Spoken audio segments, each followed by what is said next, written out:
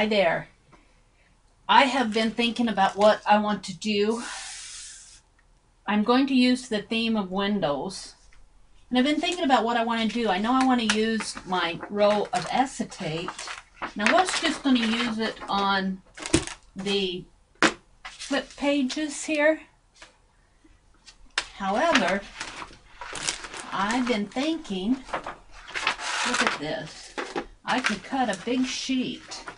Now I probably want to leave some, probably don't want it totally too awful big, but I'm going to cut it. I'm going to cut it large to begin with. Like this. Just cut it right down there. Maybe I'll do that while I'm talking. I don't have to be too concerned about cutting it straight because I can trim it down, or I'm going to trim it down.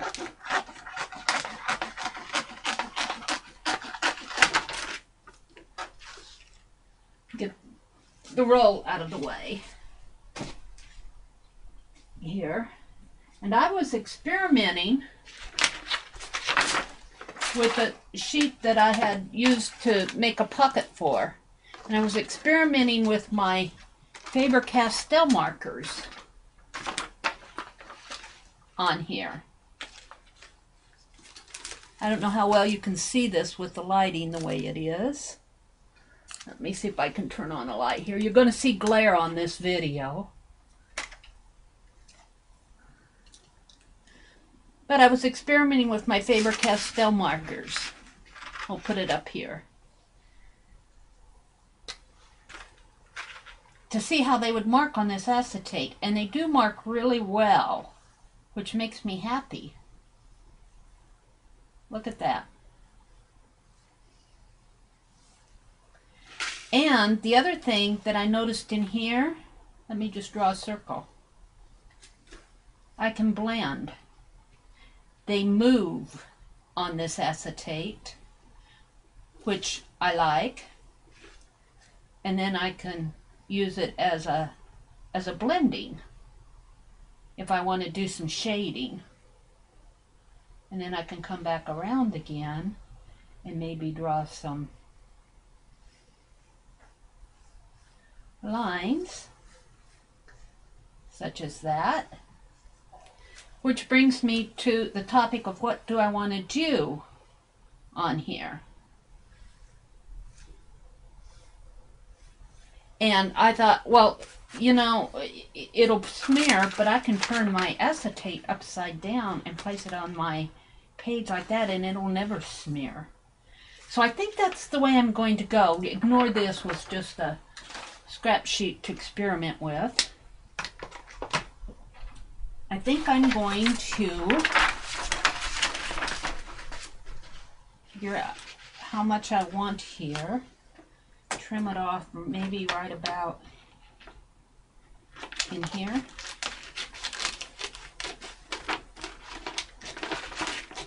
And I know I don't have to be careful about making the lines even or anything because of the way I'm going to approach this. So don't worry about that.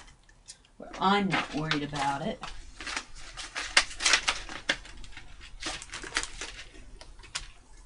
Now you're going to see glare as I do this, but that's the nature of the story here. I'm just going to take this down to keep it in place while I'm working on it.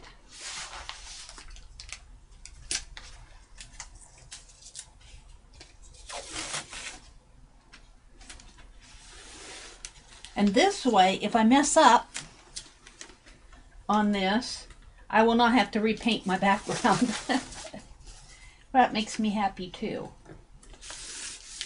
I'm just going to kind of hold this in place. My background still shows through, but what I'm thinking that I'm going to do is I'll do my Zentangle clear out to the edge, but I'll probably collage, I'll probably cut this down a little and tape it down, glue it down, and then I'll probably collage on the borders here.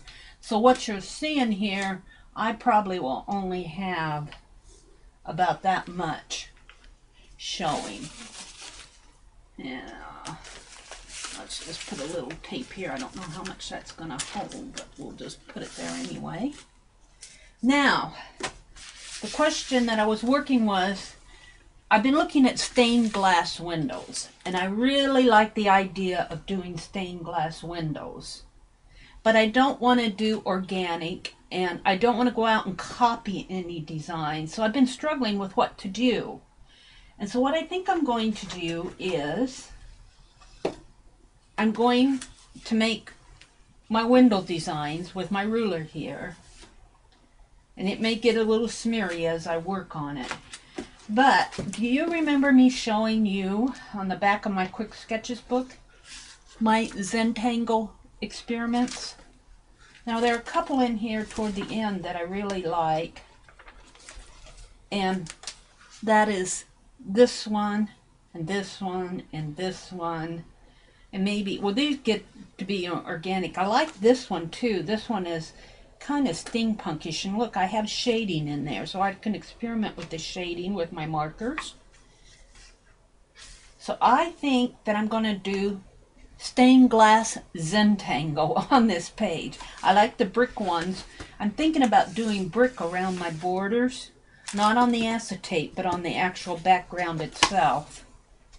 But I may carry some of that brick into the stained glass. See, there's several in here that I like this one. So that's what I'm going to do. Now I also have this gallery glass. Well, that's not it. Gallery glass window color. But I think this is very opaque. And I'm not sure how much I want it to show through. So I'm debating whether or not I'm going to use it. I also have some of this. This is still the tulip. Well, this is folk art. This is visual texture acrylic paint.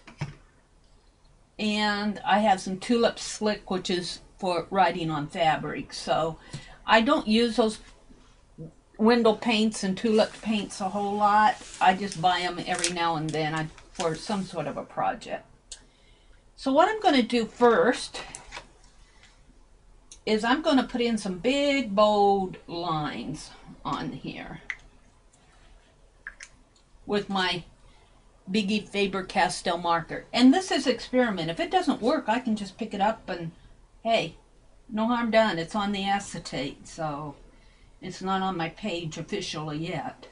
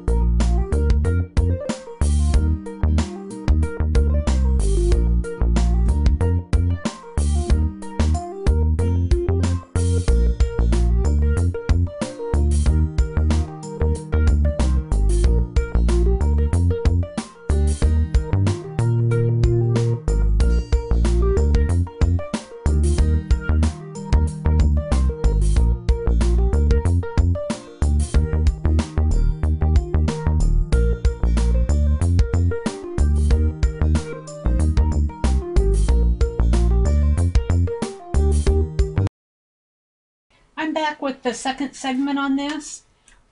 I stopped my video and took this off of the page, and I put it on a backing of just white paper towels.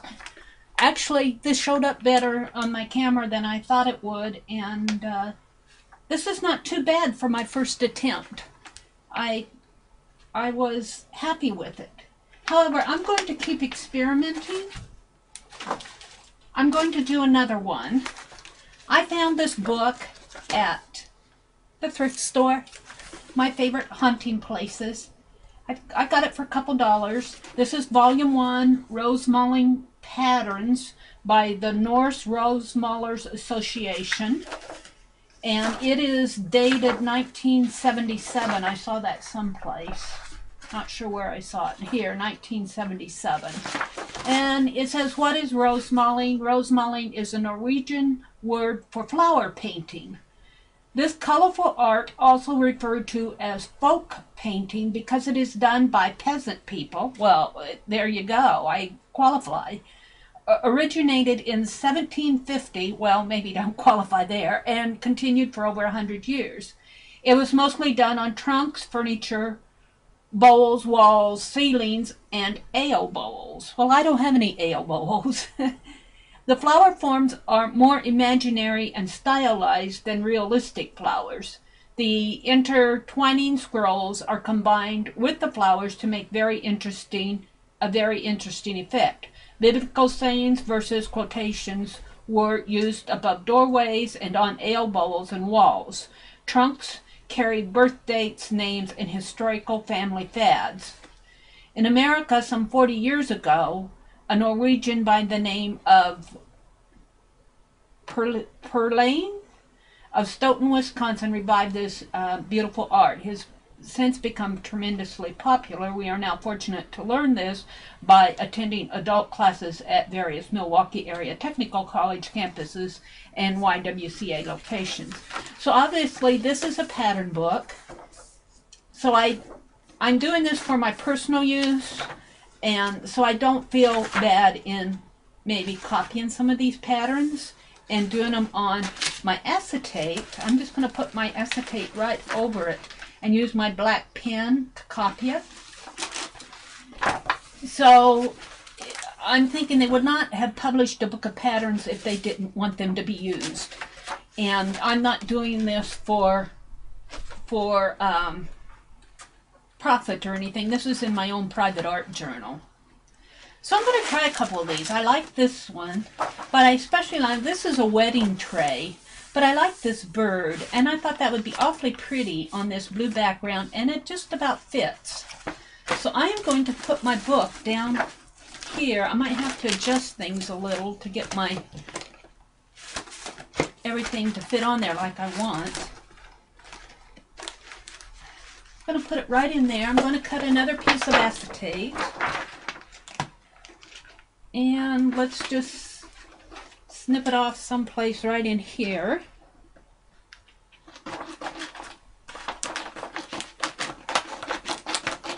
Good thing I have 2 big rolls of this because I think I found a fun use for it. I'll be experimenting with it. I liked my other one. I think it got more detailed than what, although the colors showed up a lot better than I thought they would. A little bit more detailed than what I wanted. This cuts down significant on the detail so that I can add the color to it. Let's see, I want to also trim the bottom off here.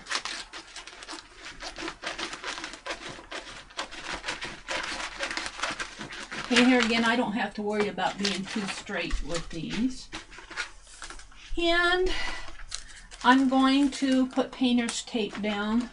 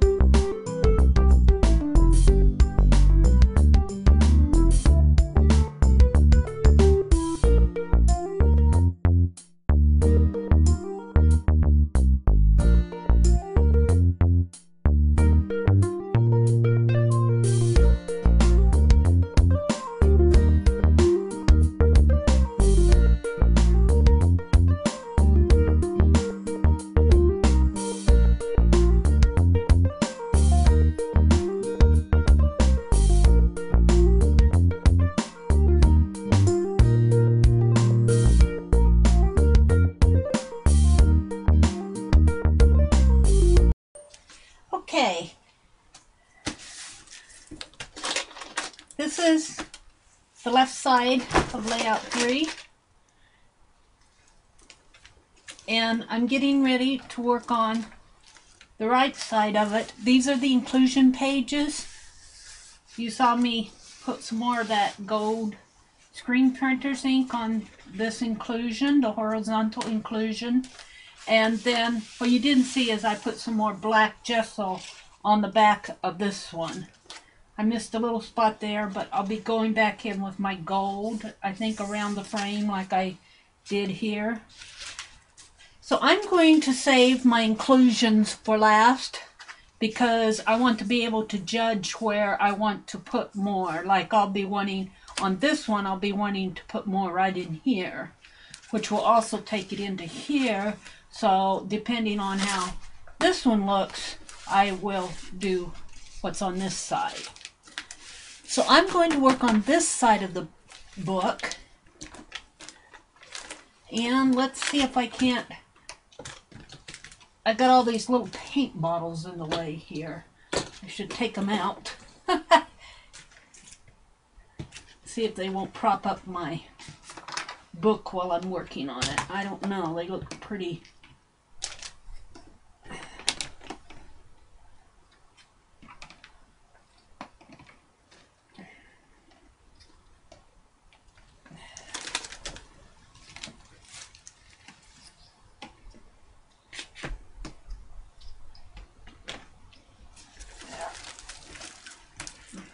Yeah, I guess that worked. How much of that can you see, though? Is that better? This page is pretty dark anyway. But hopefully when I get the page on it, and I'm going back to this booklet of Rosemaling patterns that I found at Goodwill. And I'm going to use this one. And I think I want it right in here.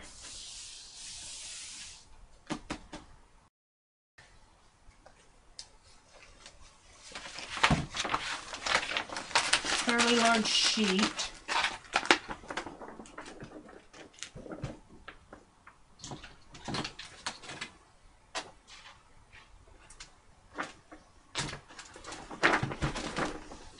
If you're wondering where I got this roll of acetate, I got it at Dick's Blick.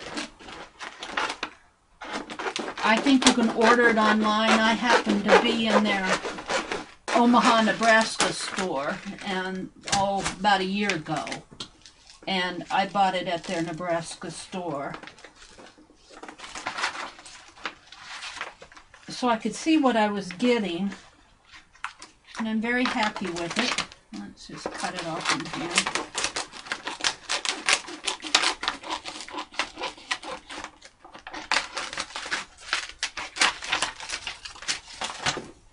I think if I put this pattern somewhat in the center, I'll be okay. What I'm going to do is not work on my book like on my book surface like I did. I'm going to move this out of the way.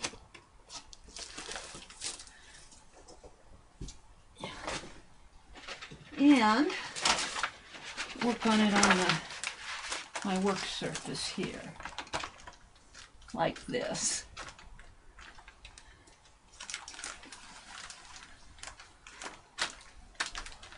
Okay.